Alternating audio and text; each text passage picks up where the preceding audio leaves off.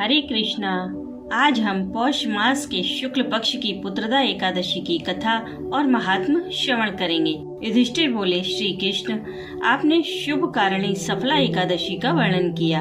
अब कृपा करके शुक्ल पक्ष की एकादशी का महत्व बतलाइए। उसका क्या नाम है, कौन सी विधि है तथा उसमें किस देवता का पूजन किया जाता है।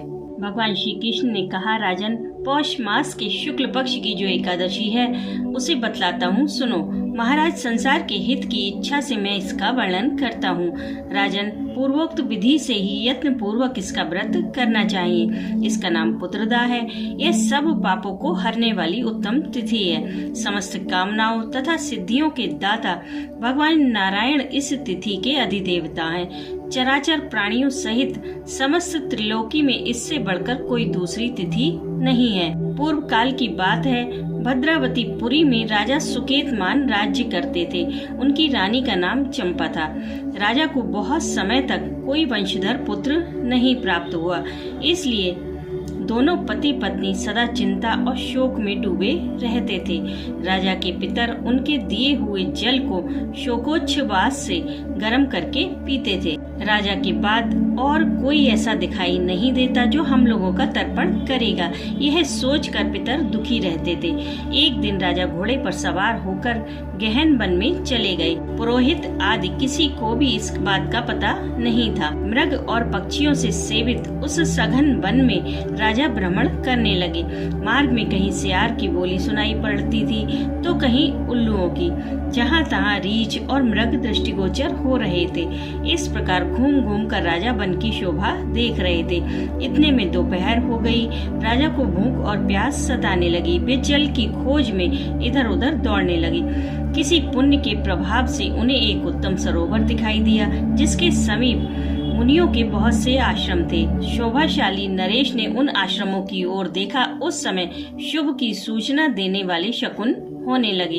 राजा का दाहिना नेत्र और दाहिना हाथ फड़कने लगा, जो उत्तम फल की सूचना दे रहा था। सरोवर के तट पर बहुत से मुनि वेद पाठ कर रहे थे। उन्हें देखकर राजा को बड़ा हर्ष हुआ। वे घोड़े से उतरकर मुनियों के सामने खड़े हो गए और पृथक पृथक उन सब की वंदना करने लगे। वे मुनि उत्तम व्रत का पालन करने वाले थे। जब राजा ने हाथ जोड़कर बारंबार दंडवत किया, तब मुनि बोले, राजन, हम लोग तुम पर प्रसन्न हैं। राजा बोले, आप लोग कौन हैं, आपके नाम क्या है तथा आप लोग किस लिए यहाँ एकत्रित हुए हैं, यह सब बतलाइए। मुनि बोले, राजन, हम लोग विश्व देव हैं, यहाँ स्नान के लिए आए हैं। माघ निकट आया है। आज से 5वें दिन माघ का स्नान आरंभ हो जाएगा। आज ही पुत्रदा नाम की एकादशी है, जो व्रत करने वाले मनुष्यों को पुत्र देती है। राजा ने कहा, विश्व देवगण, यदि आप लोग प्रसन्न हैं तो मुझे पुत्र दीजिए। मुनि बोले, राजन, आज के ही दिन पुत्रदा नाम की एकादशी है। इसका व्रत बहुत विख्यात है। तुम आज इस उत्तम व्रत का पालन करो। महाराज, भगवान केशव के प्रसाद से तुम्हें अवश्य पुत्र रत्न की प्राप्ति होगी। भगवान श्री कृष्ण कहते हैं, युधिष्ठिर, इस प्रकार उन मुनियों के कहने से राजा ने उत्तम व्रत का पालन किया।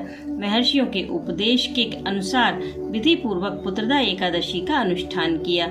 फिर द्वादशी को पारण करके मुनियों के चरणों में बारंबार मस्तक झुकाकर राजा अपने घर को लौट आए। इसके पश्चात रानी ने गर्भ धारण किया। प्रसव काल आने पर पुण्यकर्मा राजा को तेजस्वी पुत्र की प्राप्ति हुई, जिसने अपने गुणों से पिता को संतुष्ट कर दिया। वह प्रजाओं का पालक हुआ। इसलिए राजन, पुत्रदा का उत्तम व्रत अवश्य करना चाहिए। मैंने लोगों के हित के लिए तुम्हारे सामने इसका वर्णन किया है। जो मनुष्य एकाग्रचित होकर पुत्रदा एकादशी का व्रत करते हैं, वे इस लोक में पुत्र पाकर मृत्यु के पश्चात स्वर्गगामी होते हैं। इस एकादशी के महात्म को पढ़ने और सुनने से अग्निष्टोम यज्ञ का फल मिलता है। बोलो एकादशी माता की जय।